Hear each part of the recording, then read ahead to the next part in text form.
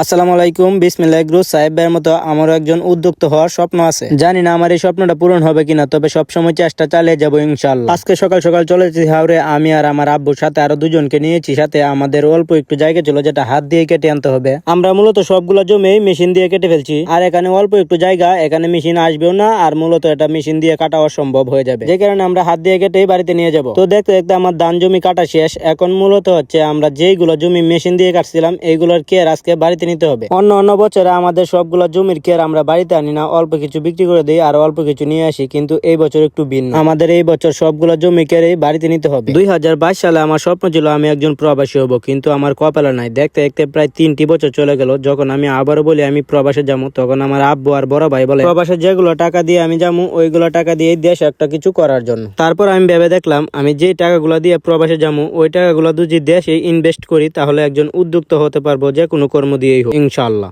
যেহেতু আমি কৃষি কাজ করি আর কৃষি কাজে মোটামুটি ভালোই পরিশ্রম আছে, আর এই পরিশ্রমগুলো যখন আমার শরীরে মানিয়ে নিতে পারি তখন আমার নিজের প্রতিও একটা বিশ্বাস চলে আসে যে আমি একটা কিছু করতে পারবো ইনশাআল্লাহ। তো যাই হোক, এখন দুপুর হয়ে গেছে আর আমরা দুপুরে খাবার বাড়িতে একে এসেছি, আর আব্বুর জন্য অল্প কয়টা ভাত নিয়ে নিতেছি। ছোট্ট দিন তেমন বেশি কাজ করা যায় না, সন্ধ্যা গণিয়ে আসে। এর জন্য আমরা দুজন মানুষ নিয়েছি যাতে 2-1 দিনের ভিতরে আমাদের কেয়ারগুলো বাড়িতে চলে আসে। আমরা মূলত আজকে 4 জনে মিলে 8 কাঠা জমির কেয়ার বাড়িতে নিতে পারবো ইনশাআল্লাহ। স্বপ্ন যেহেতু দেখেছি, নিজের সর্বোচ্চটা দিয়ে চেষ্টা করবো পূরণ করার জন্য ইনশাআল্লাহ। সকলেই আমার জন্য দোয়া করবেন। আসসালামু আলাইকুম।